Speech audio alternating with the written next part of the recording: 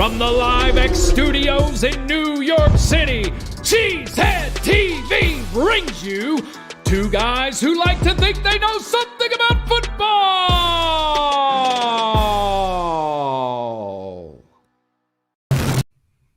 Good evening, everyone, and welcome back to Packer Transplants Live. I am Aaron Nagler, and joining me, as always, is my co-founder here at Cheesehead TV, Mr. Quay Behnke. I'm joining you live from the podcast studio here in New York City. Corey joins us across the street from Lambeau Field in Green Bay, Wisconsin, and we are ready to talk some Packers. What's on tap today, Corey? Today, we try to get over the fourth quarter collapse in Atlanta and look ahead to the home opener against the Saints this Sunday. But right now, it's time for the good, the bad, and the ugly. We got the good. We got Jaden Reed.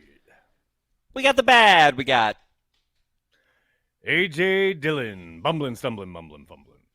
We got the ugly. We got run defense. You know how they have to make like this little lower third for the good, bad, and the ugly every week? You know, our good, intrepid producers there at LiveX in Green Bay.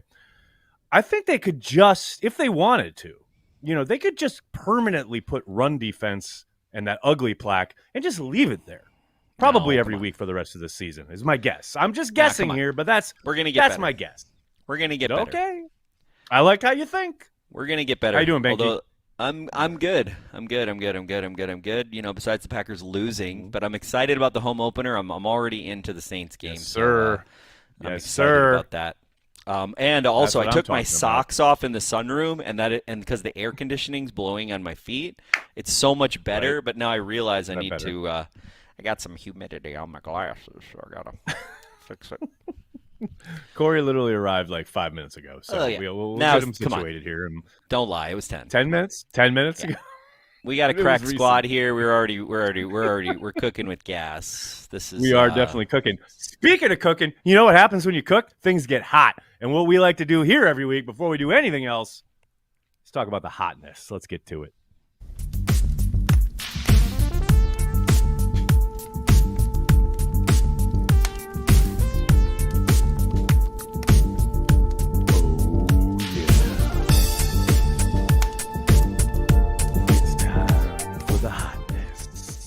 That's right, ladies and gentlemen. And trust me, there were plenty of things you choose from this week when it comes to the hotness. But I think this is maybe not an obvious one. I think people won't be surprised with it. But, man, it's so good. Can we roll this? Look at Dontavian Wicks at the top of this route. He comes off the line of scrimmage. Look at him give the shake. Oh, you think I'm going out. I'm going in. And then I'm going to break this tackle. And then I'm going to run into this end zone and end racism. Or, I'm sorry, that's what it says at the top of it there. But look at that shake. The way he absolutely bakes that guy at the top of the route. Love it. Absolutely love it. That is your hotness for week 2 because, damn, that was hot. I love me some Wicks, by the way. Dontavian Wicks is a player. Wicks. We got Jaden Reed in the good because he was in the end zone twice. But, man, Wicks is no joke. That kid can play. And it's clear they love him. It's like, it doesn't matter how much he misses practice or misses time with injuries. Like, the moment he's back, they've got him out there with the first unit, and he's, like, catching balls and being a pretty significant part of the offense. So I love this kid. I think we're going to see a lot more from him and about him in these weeks to come. Yeah, it's clear that Corey, it's Jordan time for has some a good relationship with him. Oh, yes. Like, it's very clear that he's not afraid to throw to him in any situation. Nope. Jordan said that in his press conference that I thought was pretty interesting, and he believes it. Where, you know, Aaron used to say that, but in the later part, I don't think that he really believed it as much. But he did. He did that his whole career. Favre did that his whole career, right? I don't care who you are. Are you green and gold? I'm going to throw to you. I don't give a shit. Crap. Sorry. I have to get better at that because I'm going to be on a kids-friendly show on Friday, so I got to get better at my language. Nagler, you're not helping me. Oh, it's my job. Oh, I see. I got it. All right. Yeah, but he did say that, like, you know, he'll throw to anybody, and it was very obvious on Sunday. We kind of take that for granted that, you know, he's done a really good job. Throw to the open dude, man. Yep.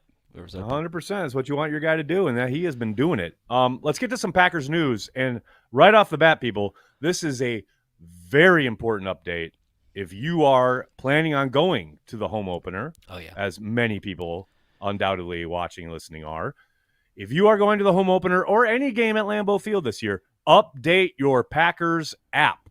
They have changed their integration with Ticketmaster. Yes, there are other ways that you can add the Apple Wallet and all that stuff, but update your Packers app. I cannot stress this enough.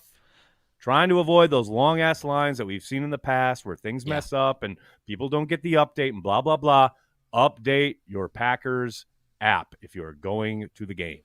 It's true. I did it. I saw you. Tell you. I saw your tweet. Do it. And I literally went to my Packers app. And the thing is, it's not about it's not just updating it. What it is you have to put your Ticketmaster login into the Packers app, and that your phone isn't going to know automatically. So I got to go into my Google passwords. I got to go and get the password for ticket. It's like the connection, and I could see myself. Like I literally watched myself being like, "Oh, I'm going to go over to Lambeau. Oh, now I got to spend 15 minutes to try to figure this out." It's like just get it done. Yep. Just get it done. Get it done now, people. Do it. Get out ahead of it.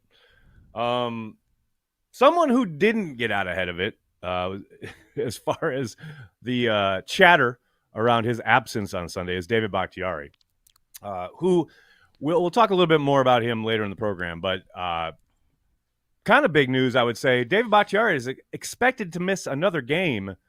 Check out our burgeoning reporter here. Nicole, if we could throw up the graphic. There we go. We got MJ Hurley out there saying sources. He's got sources, people, telling him that David Bakhtiari going to miss another game. Now, look, I understand that MJ hasn't broken a ton of big news, but it's a pretty big news item that MJ's putting out there. And we'll see. You know, I like I said, I've met MJ. I think he's legit. So it sure sounds like David Bakhtiari won't be playing yet again. And I know Bakhtiari was available to the media today and spoke for about 20 minutes with reporters. And, you know, here, Corey, I don't know if you know, I know you're going to be shocked, but he didn't miss the game in Atlanta because he was protesting turf. I know. I know. It's unbelievable given that everyone on Twitter had already condemned him for such an action. But lo and behold, that was not the case. I know. I'm shocked, Corey. I'm absolutely shocked. I'm floored. That was so stupid. I can't believe that was even a thing. It's just like classic conflation. I can, because it's the internet. It's just classic conflation, you know? It's like, oh, he said this and he said this, so I'm going to put them together, and that's going to make two. That's obviously the thing. And then it is the thing about his kind of brother's interesting, tweet, though. Yeah. The brother's tweet thing drove me insane because it's like, what does that even mean? Like, it made no sense. I didn't know what it meant. I had no idea. I know his brother. Nobody did. I didn't know what it meant. Yeah, I was going to DM his brother, but I was like, you know, the thing that really sucks right now with the whole David Bakhtiari situation is a lot of things. And none of them have to do with David Bakhtiari.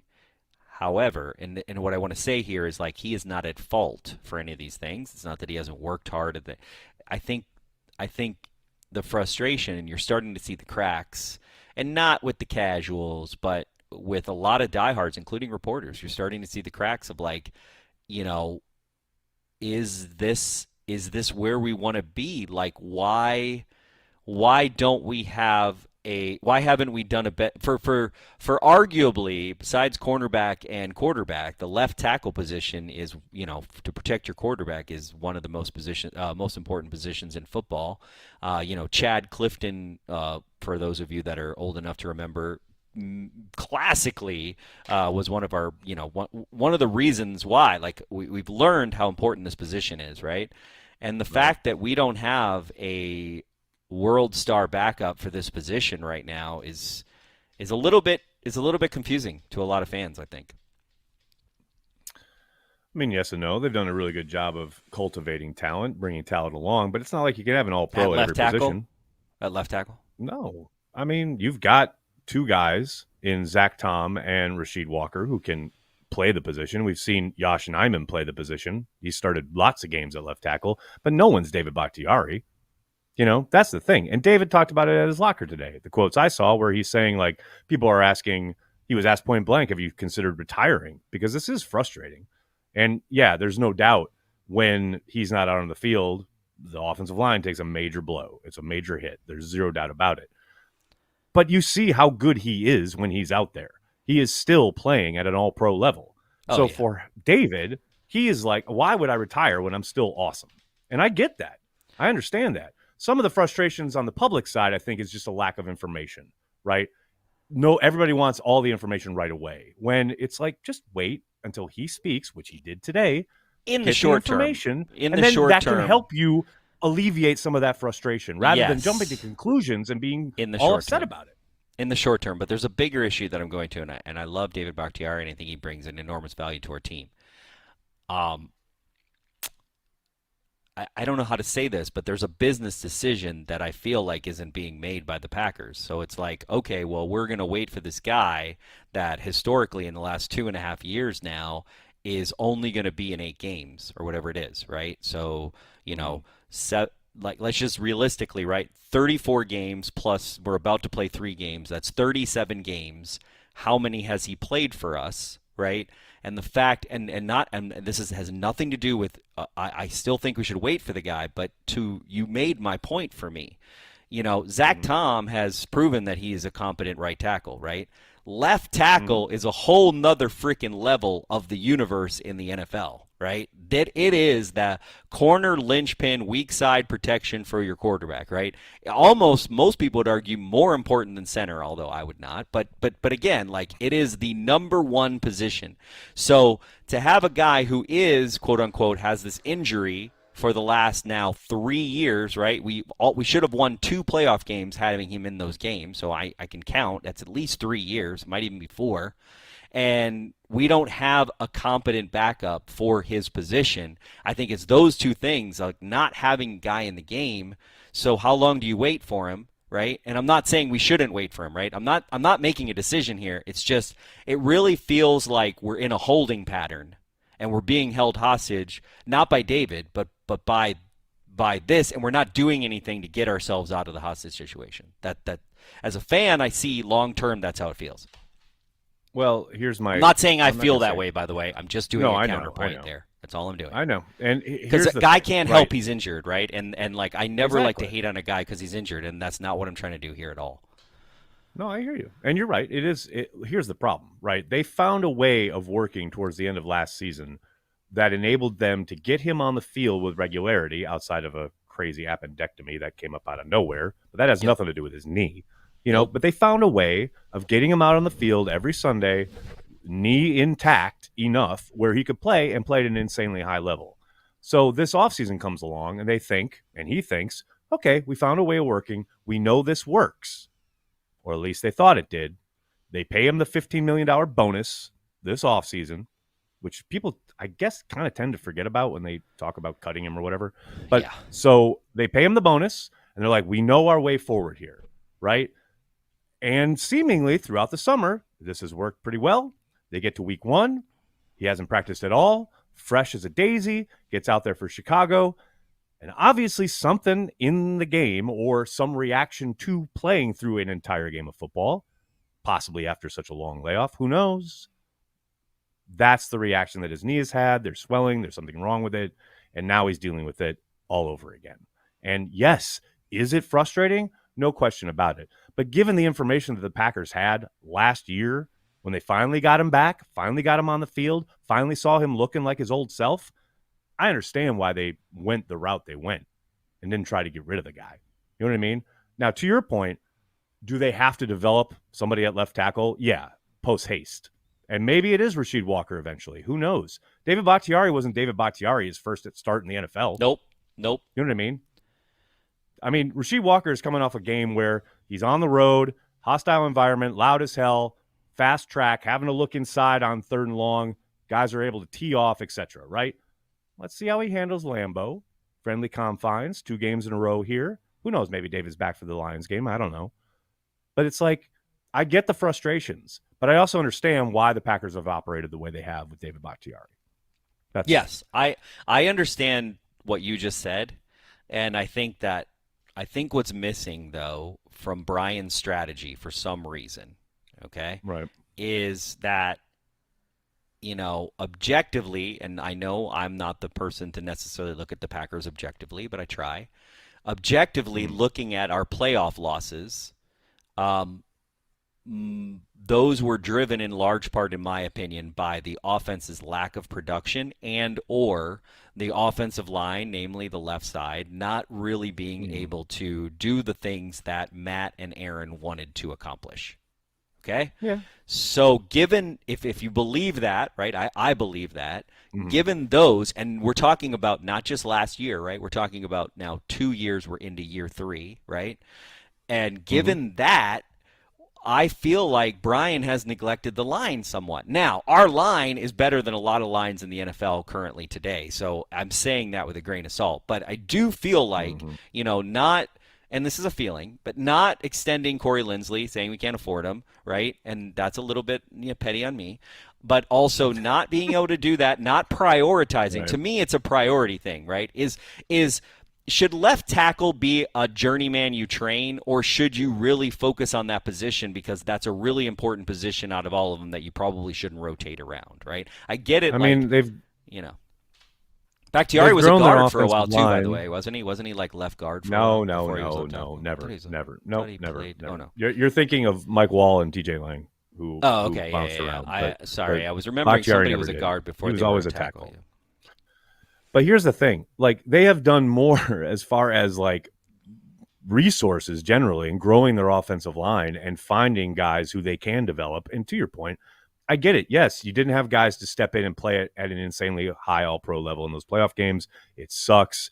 Hell, they threw Billy Turner out there with an injured knee at left tackle at one of those games. I understand the frustrations.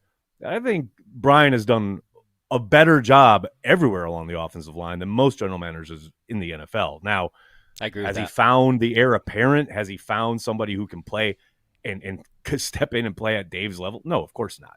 Like, that's a pretty tall task. But never forget, remember, I'll never forget the week of the Buccaneers game in the playoffs. He literally tried to sign, what's his name, off the Colts had lost, and then he tried to sign who had been with the Packers before at tackle, and his name is escaping me right now. He had retired from the Patriots and then came in, played a couple games, blah, blah, blah, at the end of the year.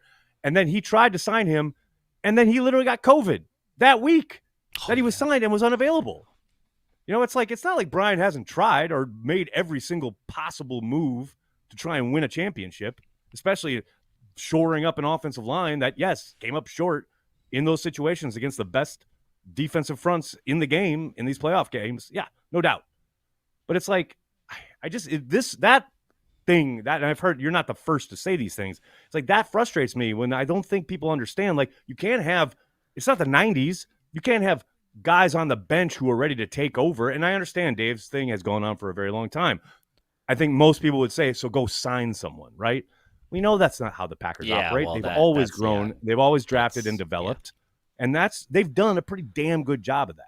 And again, let's let Rasheed Walker play a few more games before we say, like, oh, this is just a horrible replacement, Oh, yeah, for sure. No, for sure. Yeah. I agree with everything you said. I know we're usually on the same page. The other bits of news here, a positive note, a very positive note. Christian Watson was back at practice today, Corey. Oh, there we go, Lord. Baby. We go. Now, albeit it. in a limited capacity, but Christian Watson was running around. He's got a black sleeve on the old leg there, but he is at practice. And then a final bit of news, Aaron Jones missed practice again today. We'll just skip right over that. We're not going to even worry about it. I mean, there was something you said in Patreon Happy Hour that I feel like I wasn't really thinking about, of like why they didn't use Wilson as much, and it has to do with pass blocking, that I thought was very appropriate. A lot of people give A.J. Dillon a hard time, but if you, this last game especially, but that first touchdown Jordan Love had in the NFL, well, not in the NFL, but this season, was that amazing pass block by A.J. Dillon. He just shut down a blitz.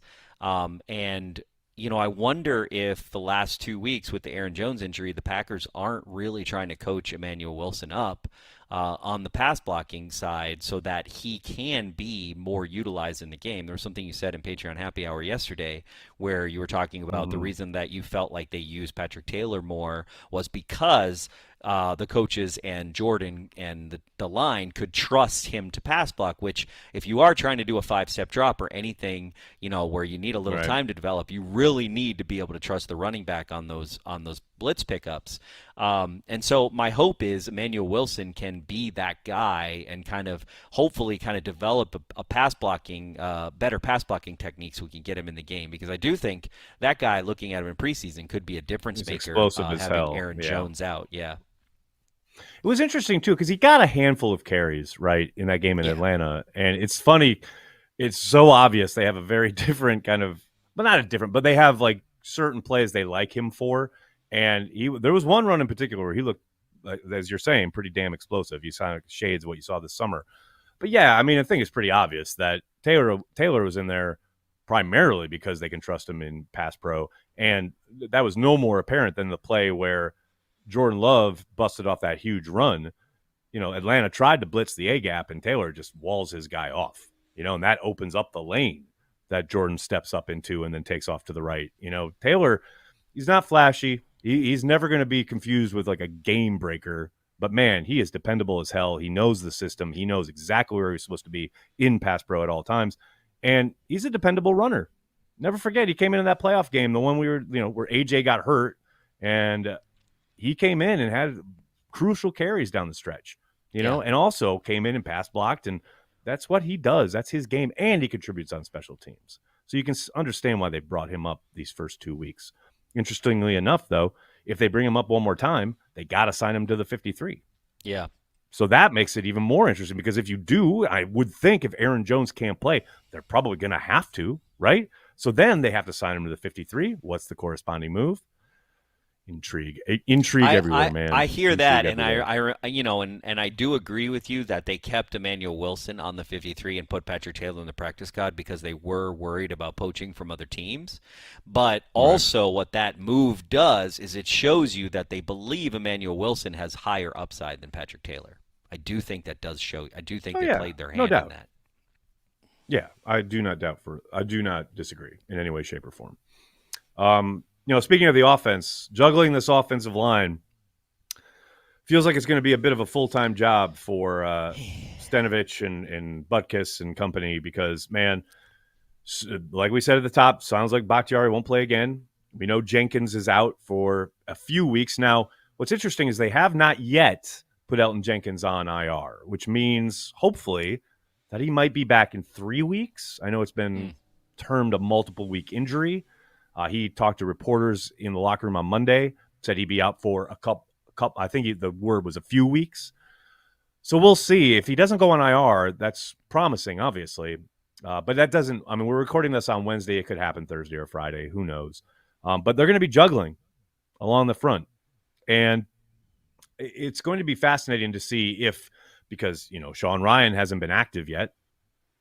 Maybe he gets a call up as depth. I think they'll probably start Newman at left guard, which I know no one wants to hear.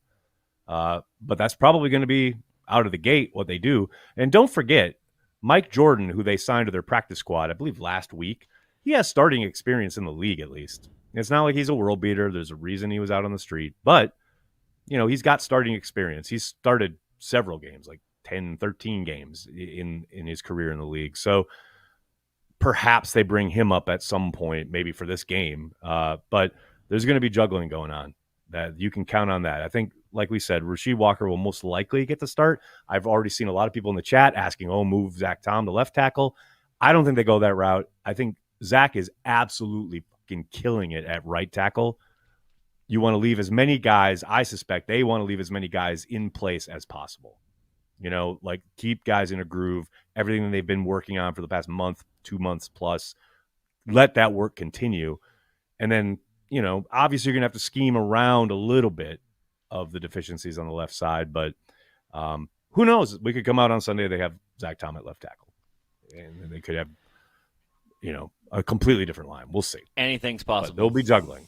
Anything is possible. Corey, do you think it's Musgrave time? We've talked a lot about these wide receivers. They've been active. They've been all over the place. He got a little run in that first week. Yep. Got a nice couple passes in Atlanta, but it feels like it's Musgrave time. It feels like it's he's time to coming let on this for kid sure. loose. Yeah, it feels like he's coming on for sure, as long as he can keep his feet in front of him and not fall over. That would be nice. Yeah, he did. That was unfortunate. The stumble. I think our tight ends, the tight ends were at a very special place in my heart in Green Bay on Tuesday. For those of you that follow this place, you can find out. But they had dinner together, and I believe some of them drank Carry the G, but I don't have confirmation on that. There by the way. go. There we but go. There's this awesome picture of all the tight ends for the Green Bay Packers that all had a nice meal together, and they do look like a powerful force. I will. The Packers tight ends that we have right now, it's a pretty powerful group. But yeah, I agree. I mean, I'm down with Musgrave. It does feel like they're gonna, as he kind of comes up, they're gonna game plan for him. He feels like a game plan, like how they're gonna game plan for Dobbs and they're gonna game plan for Christian Watson. It feels like Musgrave's in that trio now of like who they're gonna game plan for sure. Aaron Jones, hopefully. Let's hope so. I'll get him some touches, baby. Let's get him some touches. That's what I want to see. Like, let's scheme some stuff up, like you're saying. And then finally, on the offensive side, can we talk just a second about Jordan Love? Oh my goodness. I mean, look, I talked about it with Billy on Carry the G Radio on Tuesday. I'm going to talk about it again here. For all the talk about Jordan this offseason, all the consternation, all the doubts, all the what's going to happen, what's it going to look like, got to be patient, et cetera, et cetera. Now, that last part's still true. Got to be patient. It's very early. The kid is balling. He is balling. I love that Wes Hodkiewicz put this out there. He is the fourth quarterback in the last 10 years to have 3+ pass touchdowns and 0 interceptions in each of the first 2 games of the season. Fourth quarterback to do it in the last 10 years. You know who the other 3 are, Corey Behnke? It's crazy. Patrick Mahomes, Tom Brady, and Peyton Manning. Man, they suck. That's the company. That's the list.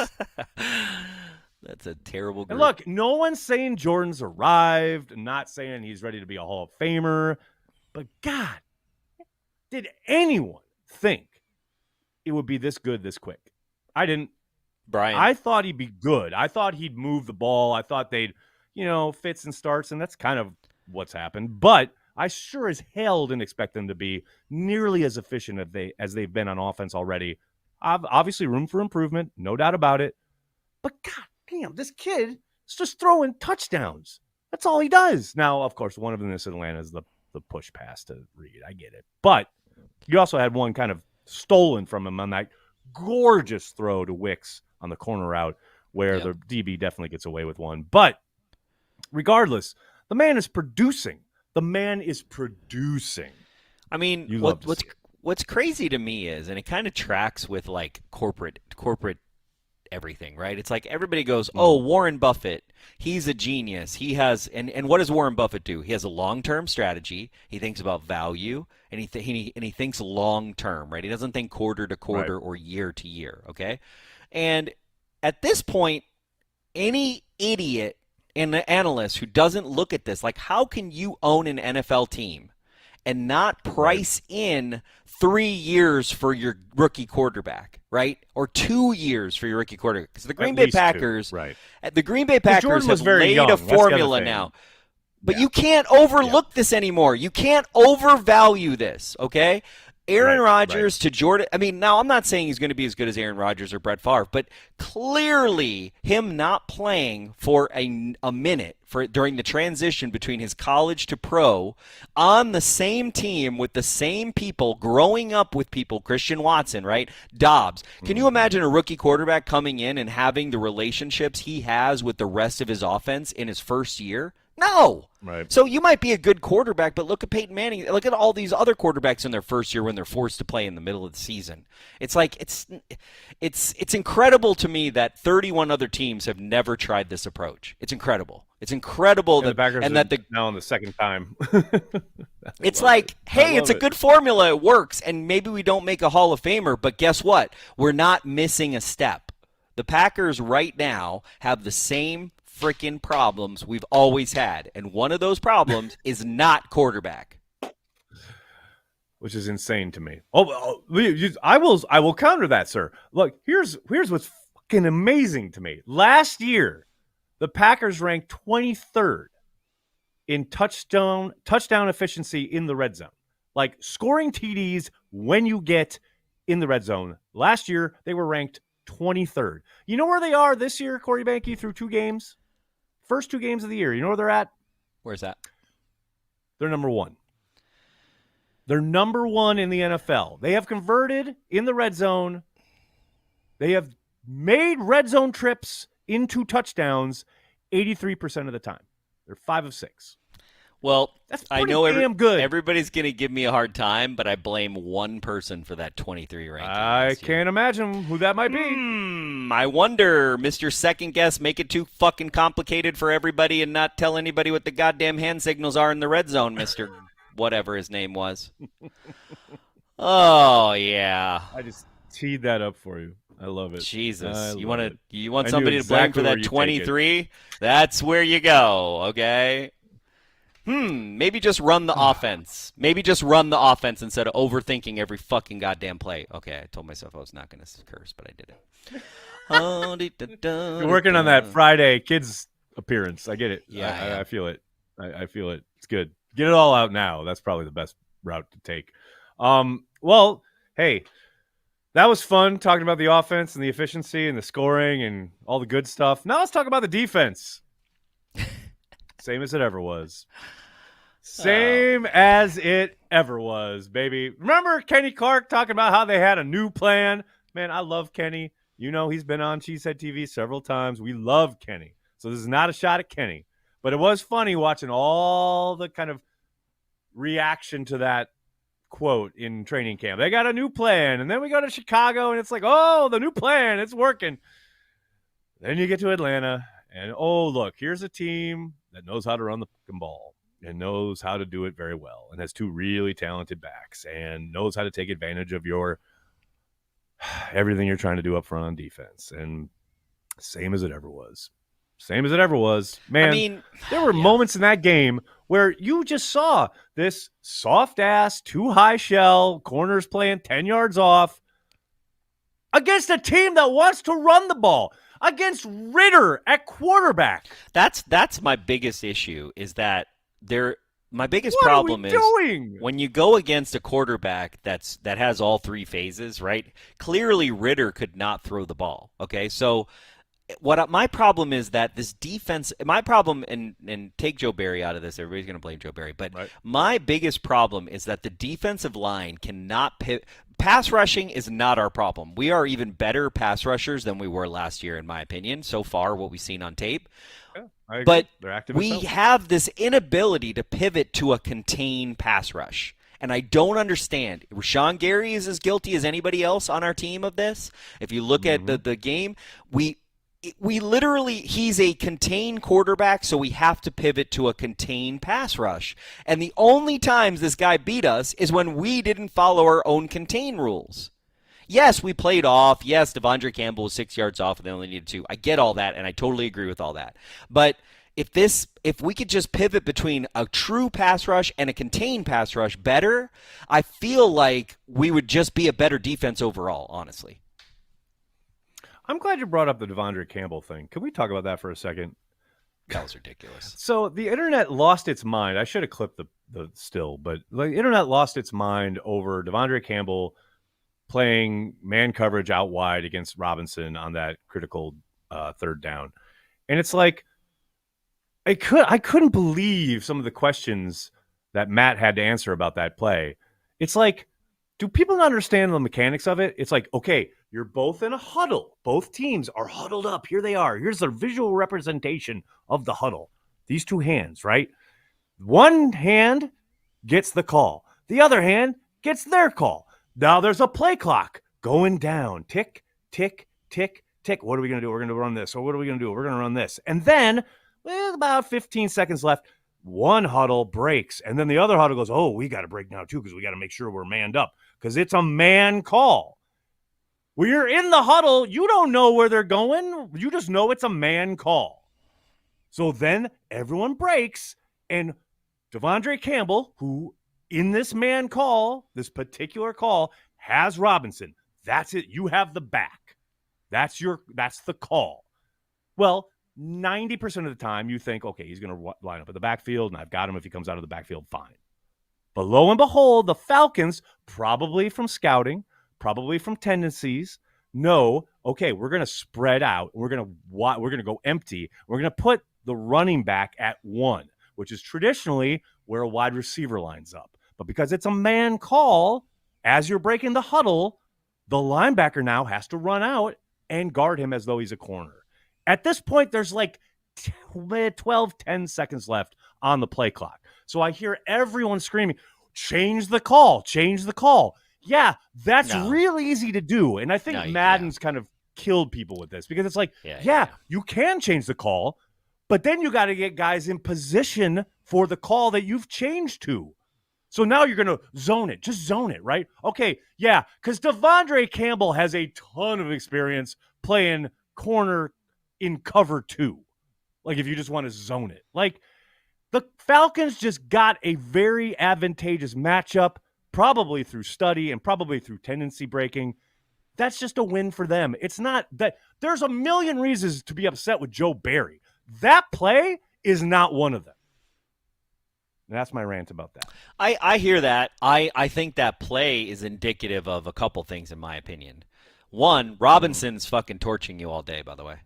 Like, if there's one guy to worry about on the Atlanta Falcons that has been torching you, that's the fucking guy, Joe Barry. Ritter's not the guy, and I don't even remember any of their wide receivers, so those weren't the guys. Well, London had a pretty good day against Jair, which we will talk about in a second. Okay, yes. Okay, but I get that. Jair had a bad day. Okay, I get it. But Robinson's beating your ass, and also they only need fucking 2 yards.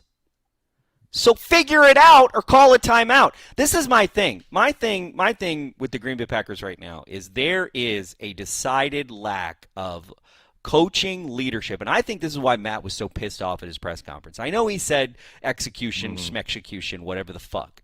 I think he's mad at himself and his coaching staff for their game day execution. I feel like, I know PFF must have some bullshit stats on coaching game time decisions, but somebody needs to take a look at it. I don't know. I met their assistant offensive quality control coach who seemed like a really nice guy, but the self-scout on the coaches has got to get into full gear.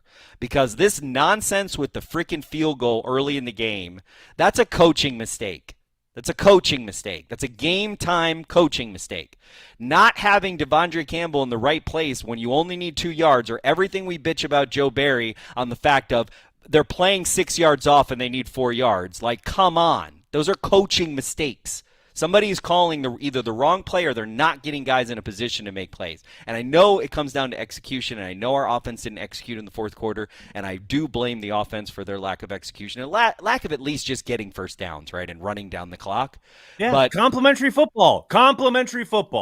It's so maddening that you go through last season where complimentary football went missing in Green Bay for like months on end. And when they finally found it, they started winning games. It's like, oh my gosh, amazing. And then you get to week fucking 2 of a new season and you lose a game because you completely fall apart and play uncomplimentary football in the fourth quarter. Like, fourth quarter of that game was just hard to stomach, man. It's just hard to stomach. And here's the thing. You're talking about putting guys in position.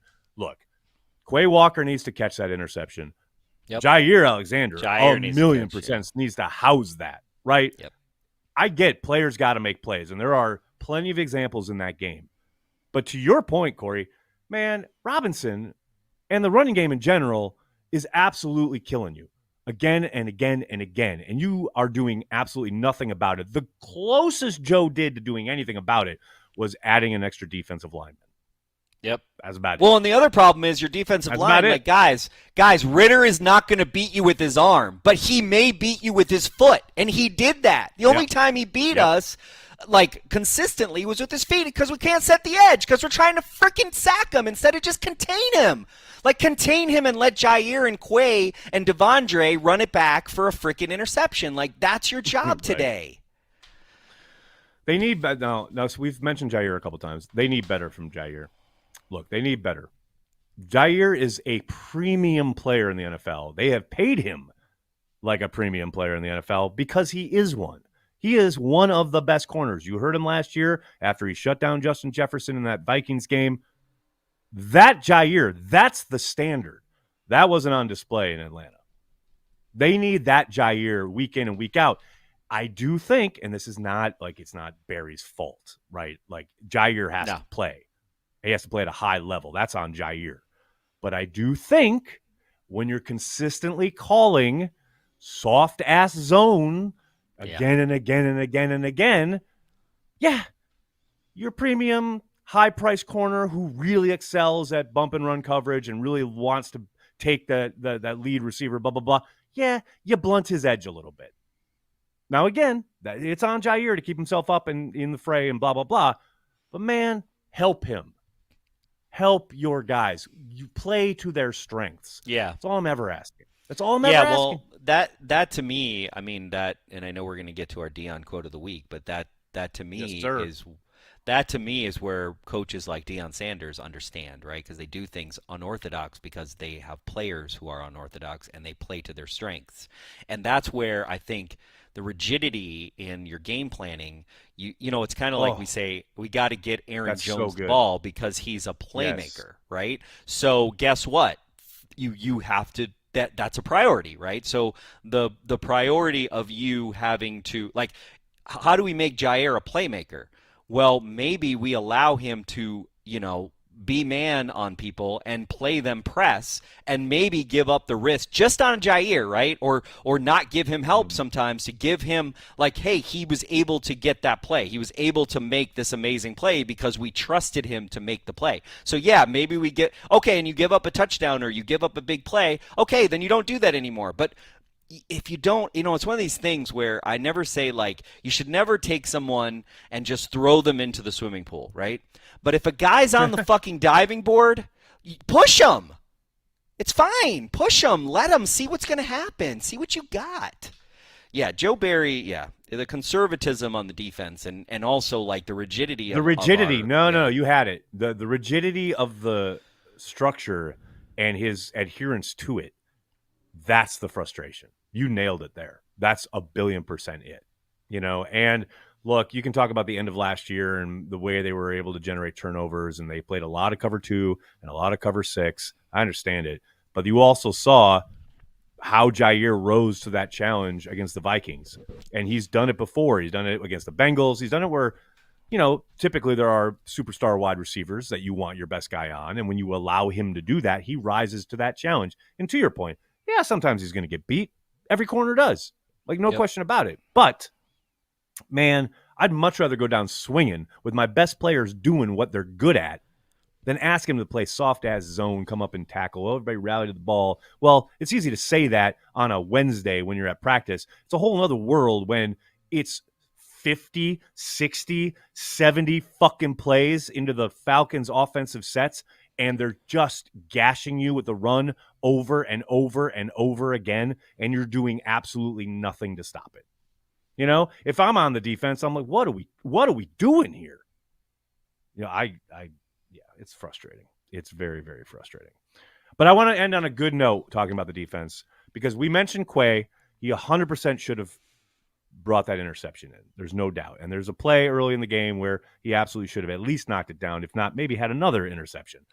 But I will say, through the first 2 weeks, Quay Walker's had a really good start to the year. Yes. Like, he has played well. On Sunday. He was everywhere on Sunday. He has played well. I'm really excited about his potential here in 2023. And I get it's hard to talk about that coming off that game and the defense looking so lackluster and giving up the way the amounts of yardage they did on the ground. I understand all that. It kind of feels incongruous, right? But he played really well. Corey, you talked about it on a watch party. He was everywhere. He was everywhere. And he looks like he's not thinking. He's just reacting, flying to the ball, being physical when he gets there. Like, I think, I mean, it's exciting. I'm excited for Quay Walker this season. I've been excited for him for a very, last year I felt like his only thing is he's got this intense passion that has gotten him in trouble in a hardcore way 2 times, right? And I think that he probably spent the entire offseason trying to learn about that. But, for a lot of times somebody's major weakness, right, this intense passion or whatever it is, for it makes him react violently against, the coach who's trying to help somebody, just his that. It can also be this huge, the guy's got a motor like not many people we've seen in the NFL on our team in a long time. It's so impressive. The fact that he is everywhere where he needs to be and in the right place at the right time, you got to imagine that's going to come good luck is going to be there at some point, and he's going to get some. Look, against the Bears, that run back. I said it last week where I'm like, he literally, the guy this guy, I don't even know, some Bear. I'm sure he got fired after that, but he got pancaked by Quay Walker. Quay Walker's like, what? Oh yeah, and turns around and runs in for a touchdown. It's just like the guy's upside is really high. You got to imagine. And two, I do want to give a shout out. Someone last week, I think, on this program, maybe it was on Daily, but I think it was on Transplants, asked the question, is Quay Walker the most talented off-ball linebacker the Packers have had in the last 10, 20 years or whatever? Man, he's trending that way. Definitely. Man, I don't know what the answer is, but he's certainly trending that way. Zero doubt. Let's get to a quick preview of this game on Sunday, Corey. Home opener. How excited are you? I saw you got the Bloodies ready. You're making your Bloodies. Goodness. I made 8 batches of Bloody Marys. And then what's funny is 8 batches. Yeah. It's and that's quarts. So I have 8 quarts of mix. But I'll probably go through it all Sunday. But here's what's crazy is my family is such a bunch of slackers, okay? There was no one on the tailgate list last week this time.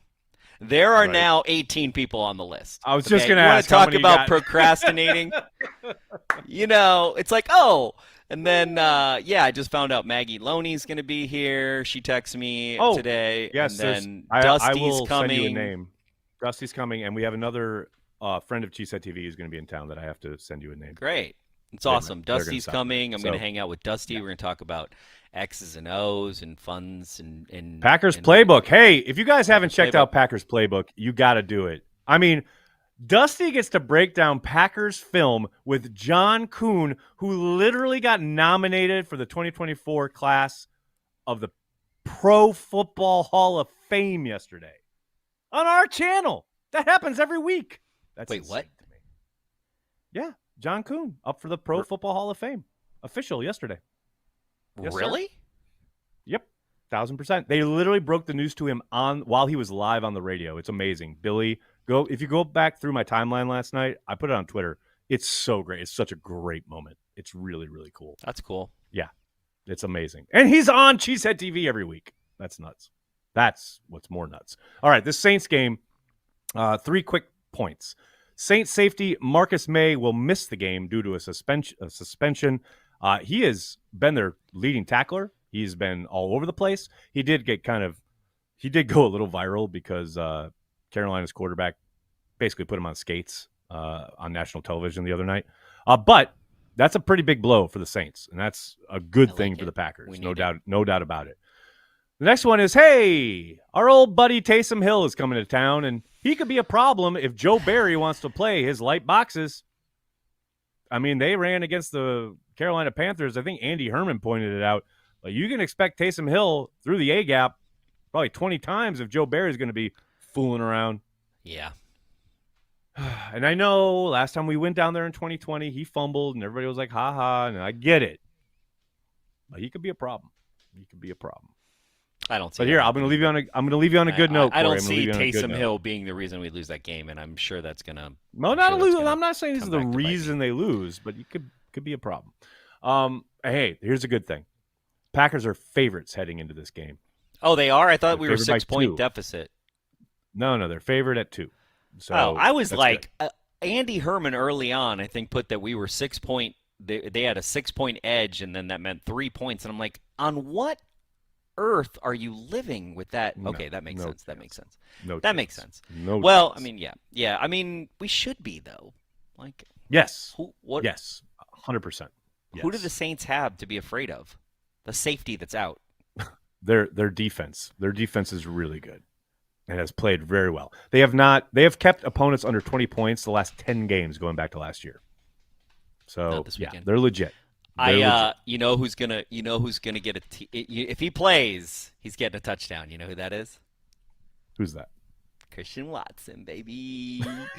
It's going to be good. They're not even going to know what's going on. It's going to be Romeo and Christian down the sideline, fly route, vertical, full vertical. Musgrave's going to be like, I got this too, guys. And he's going to be like way behind. And then Christian Watson's going to blow by because the safety's going to try to help Dobbs' guy. And so Christian Watson's going to be wide open. It's going to be a replay of Christian Watson's first pass in the NFL where he dropped it. He's going to catch it. Lambeau leap. And then we're going to go 7-0. And then it's just going to be lead from there. And then the fourth quarter, we're actually going to like get some first downs, and they're never going to get the ball back, and then we're going to win. Boop, boop, boop, boopy doop. I love it. You know, the one downer about this game, the one downer is that Jamal Williams is going to miss it. Jamal's return to Green Bay. He got hurt the other night playing Carolina on Monday night. I hate that. I really love Jamal Williams, and I really was looking forward to watching him. But, hey, he killed the Packers week 17 last year, or week 18, whatever it is. So I'll be fine if he doesn't want to stick a dagger in our hearts again, or doesn't get to anyway. Hey, by the way, it's time for my favorite segment. My favorite segment, brand new as of last week. It's the Deion Sanders quote of the week, ladies and gentlemen. I don't mind getting death threats. I get them every week. But a kid, it's not good. He does not deserve a death threat over a game. Now, of course, he's talking about the safety or the defensive back from Colorado State, who absolutely put a cheap shot on the Colorado player, on Hunter. And Deion, I just love that he throws it out there. Deion gets death threats every week? You know he does, man. I know. But that's the thing. I don't doubt it. Did you watch that 60-minute special? Probably. Like, he was talking... Wow. Dude, it was so good. And he was talking about one of his financial advisors. I can't remember her name right now. I wish I could. I'm sorry for not doing that. But he was talking about her and how 15 years ago, or, you know, if he had her when he was coming up, it would have been helpful because she talked. He had her talk to the players about how, you know, there's sharks out there, men and women. They're out to, you know, they're not out to get you, but they're, you know, they're going to try to take advantage of you. And like those kind of lessons that I just don't think other kids get all the time from their coaches, right? And it just, I love it. I love the way he's changing the culture of college football, and I feel like it'll never be the same from now on, and mostly for the good, to be honest with you. I know a lot of people are like his outward, his outgoingness, and how upfront he is. People aren't used to that and that style, and feel like, oh, that's swagger, he's just full of shit or whatever. But I don't know. It just feels like it comes from the right place so much of the time. And when you finally find out about it, you're like, oh, yeah, that's why you're doing it. Like, I remember he was asked about, like, why do you have a camera crew following you around everywhere all the time, right? And like, honestly, the answer was really like, so he can control his messaging because he's had his message controlled by other people. Well, guess what? I know many, many athletes feel that way. So here's a guy who has taken his life and said, all right, well, fuck it. You're going to make content out of this anyway. I might as well have the content to put my message out there and have what I want to say out there. This is who I am. This is what I want to say. And I don't know. It's pretty awesome. I love it. It's making me love college football, and I can't stand college football. I was going to say, this is more than you've given a shit about college football in, like, the nearly 25 years I've known you. Like, and that's no joke. Like, 100%. I love it. And that's why I love refreshing. Because you get going on Deion. I love it. But he also cares about, like, their education and stuff. Like, it's not bullshit. You know what I mean? Like, and, like, kind of the reason why he's not going to go in the NFL, which I still think he's going to be an NFL coach because I think he can't help himself. You know what I mean? He has to has to be the top, right? It's like he didn't have to go into baseball, you know, all this. But it's like, I don't know. The more I read this Athletic article about him recently that was talking about former teammates, that all the things the former teammates had to say about him as a baseball player, that was great. And like, those people they don't have to say anything. These guys have their own lives, and they don't have to, like, you know what I mean? Like, if they really didn't like him or they thought he wasn't a good person underneath, they wouldn't, you know, what do they have to gain by that? So I just think it's fascinating. Right. I just think it's all kind of fascinating, you know, because then there's other people that they get the things happen to them and nobody wants to talk about them, right? The fact that everybody wants to talk about you means that you had an impact and you made a connection with someone in their life that was meaningful for them. And that's incredible. Like you can't take that away. It's cool. I got nothing to add. All right, Nicole, Trevor, let's hit it.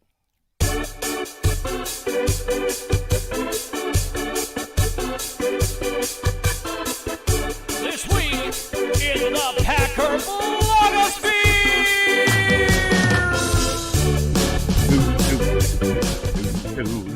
It's This Week in the Packer blogosphere, the return of that venerable series. And, coming off a loss, there were a few things I thought maybe I'll feature this or maybe I'll feature that, but nothing really rose to the occasion.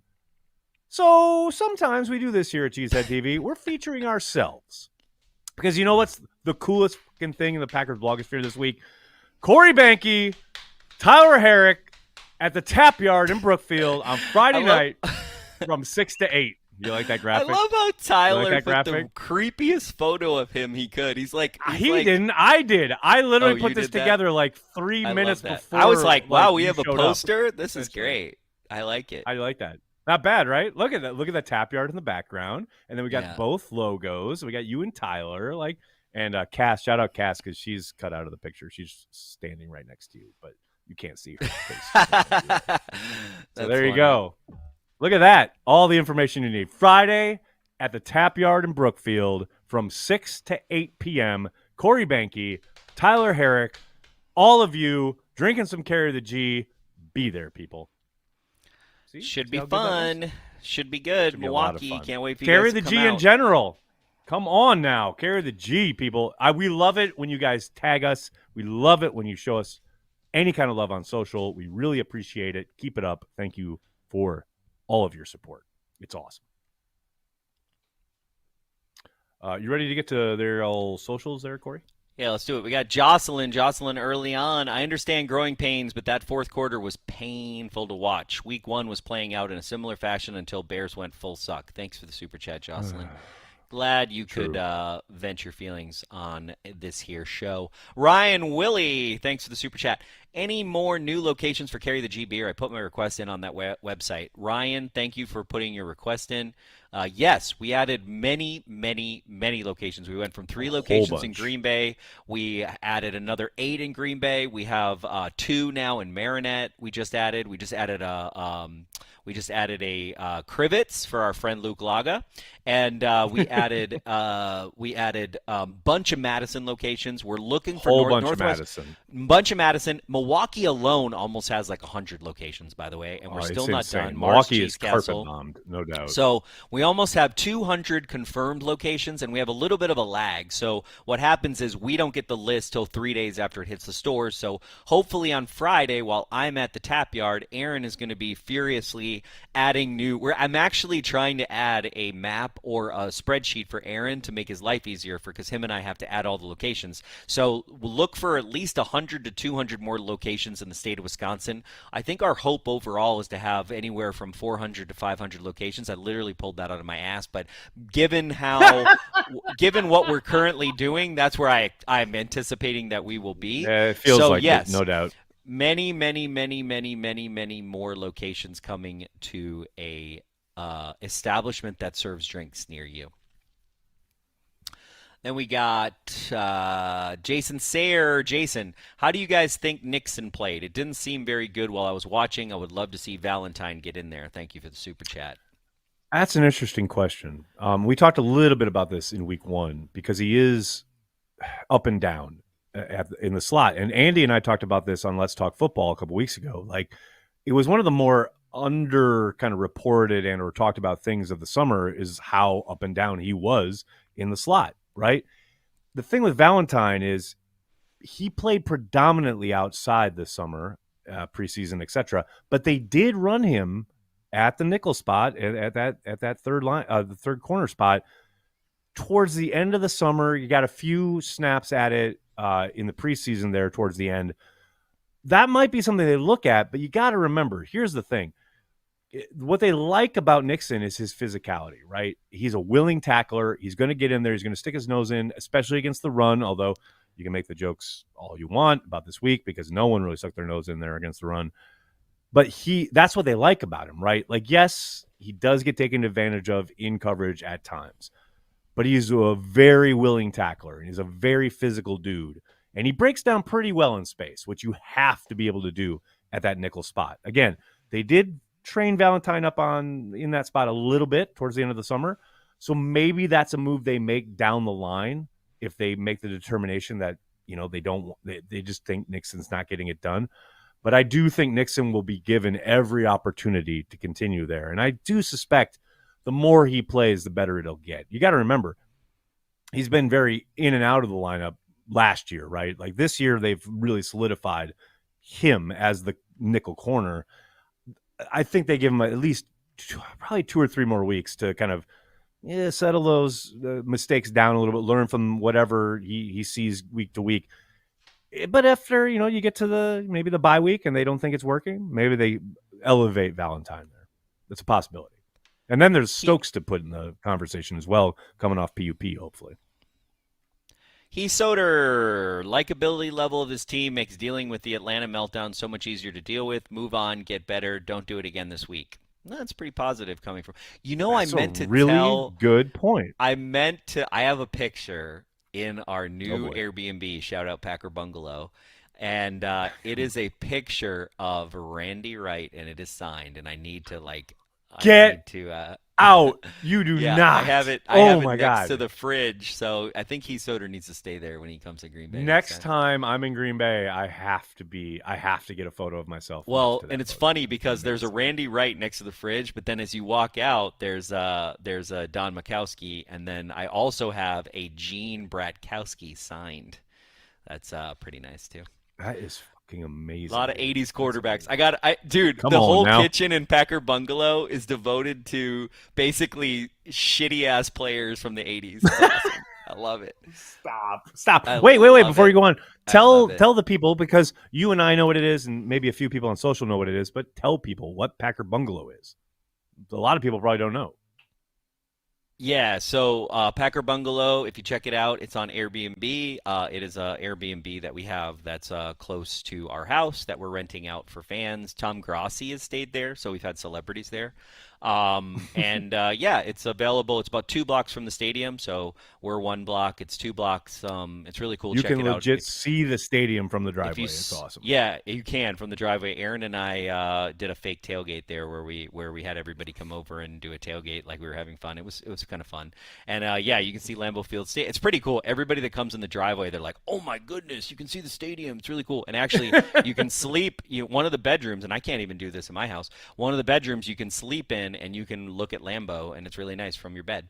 So really cool. We got a shuffleboard in there, and great place to tailgate. If you check it out on Airbnb, huge backyard. Huge backyard. I'm telling you, if you're like coming to a game this year, look up Packer Bungalow. If you're coming with like a bunch of people from a bunch of different places all around the country, huge groups, this is the place for you. There's a monster backyard where you can play football, you can hang out, tailgate, have a barbecue, whatever. And then, you can legit walk to the game and And it's available this weekend. It's not available for Thursday game, but we still have openings this weekend. So Airbnb, just type in Packer Bungalow, you'll see it.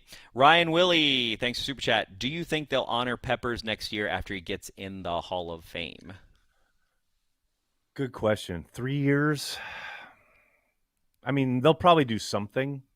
I mean, he's not going to go up in the Ring of Honor, if that's what you're talking about. But they'll do something. I would think they would do something to honor him, definitely. I mean, he made a pretty significant impact in a short time in Green Bay. They'll acknowledge it somehow. I don't doubt that.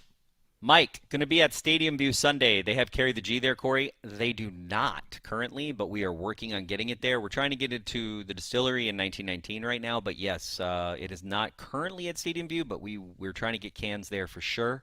It's just not on the list right now, Nagler, right? It's just not on the list that we got. So probably a little lag. Hopefully we can get it there. It'd be nice to have it there. Mimsy, thanks for Super this chat. Weekend. Can Simone Biles coach AJ on keeping balance? Oh, dear. Mimsy. It's not a bad idea, actually. I'm down with it. Thanks Coach Biles. Let's go. Justin, thanks for super chat. Hope AJ has a monster game on Sunday. You and me both. He really needs it. He needs it. He needs it for everything. My God, yes. Let's go. Yes. Andrew Ware, Jim Bates needs to be fired.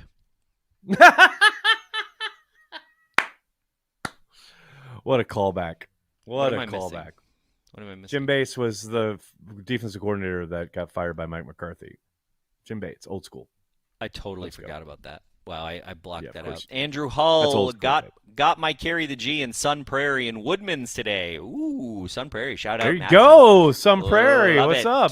Yeah, Madison. It's funny, like Madison and Milwaukee and like Green Bay. It's like Milwaukee has the most, Madison has the second most, and then Green Bay has the next. So we gotta the rest of the state. We gotta keep her moving. We need the Mario, Valley. We need the Valley in the worst way. The Valley, and I'm about to announce another one. Yeah, Mario Lunar, thanks for Super Chat. Let Jordan cook, especially in the fourth when the run game isn't working. Having him throw the ball only 6 times doesn't sit right with me.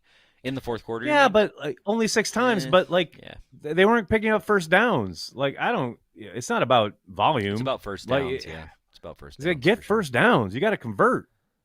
That's what that needs to be.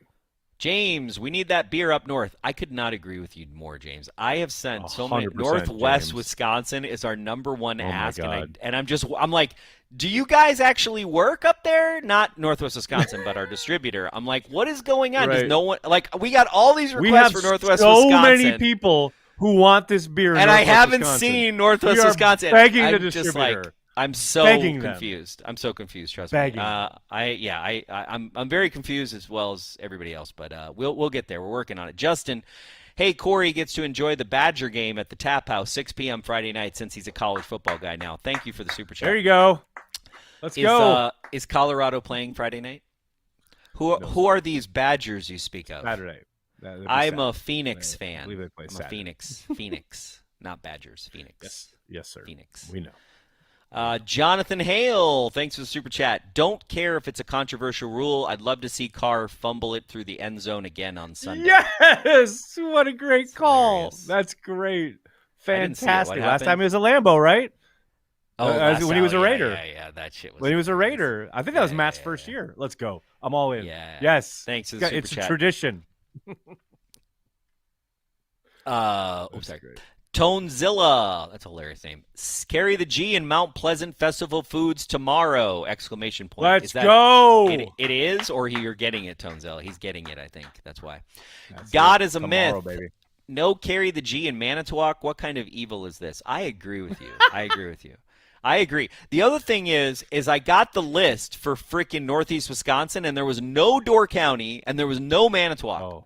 So, no Sturgeon Bay, no Manitowoc, no Kewanee, no Algoma. I'm like, what are we doing? What are we doing, people? People love beer there. People want to carry the G in Door County. I'm going to my distributor. I mean, they got to battle the fibs, if nothing else. I know. What are we doing here, people? Well, that's the way we're going to get all the Illinois people to drink the beer if we get in Door County. Yeah. Zol Dominguez, thanks for the super chat. Packers could be 3-1 or 1-3 in a few weeks, and no one knows what to expect. That is the beauty of the season, a fun roller coaster. You know what, Zol, 100%. I literally was thinking about this in the shower today, which is where I do a lot of my thinking. I don't know about you guys. But I literally was like, you know what's crazy? Is like we could be 3-1 by next Friday. I was loving that. I was loving thinking about that. So thanks for bringing Hey, by the that way, up. in the spirit of doing most of our important business and or kind of like, CHTV work live on the air, do we want to do transplants on Wednesday or do we want to wait till Friday? Right now we're scheduled for Wednesday. Wednesday. All right, that's what I thought. Just making sure. I want to do Wednesday. Yeah. But I probably want to do Tuesday when I look at the actual calendar. Can Carry the G be requested outside of Wisconsin? Thank you for asking. Yes. If you go to Gathering Place's website, if you type in Gathering Place Carry the G, because I can't put it in the chat right now. So Aaron's going to put it in the chat. There is a request form. It does say to only do Wisconsin, but we've blown that rule out of the water. And we actually, what we're doing is we will Ignore the fact that it says that. Just put where you want to put it. Aaron and I are actually personally going through the list every day almost, and we highlight so that next year when we think about other territories that we want to go to with the beer, that we're going to add those. So we will respond to your email. It might be a year from now telling you, hey, it's now available. So that is our plan. No one is a fan of Phoenix anything. Okay. Oh, God, here we go. You had to. We were having such a good time talking about Carry the G, and then someone had to be a jerk. Okay, the second best team in Green Bay, Wisconsin is the University of Wisconsin Green Bay women's basketball team, okay? And, by the way, that is the best basketball team besides the Bucks, okay? I'm not talking about pro teams. That's the best college basketball team in the state of Wisconsin. So don't get off your high horse about the Phoenix. The Phoenix are here, okay? We're here. And I'm not even an alumni, and we're here. So thank you, season ticket holder. Phoenix forever. Do we have any more super chats? No. Okay, very good. We do want to give a shout out to all of our Patreon members. Patreon happy hour last night was a ton of fun. It is absolutely every week. Cannot thank you guys enough. You are really, and I say this all the time, but I really mean it, you're the lifeblood of what we do here at Cheesehead TV. And I want to make an announcement going forward, just so you all know, if you are a Patreon member, you will get Let's Talk Football with Andy Herman early every week. You'll see this week it was embedded on the actual Patreon page.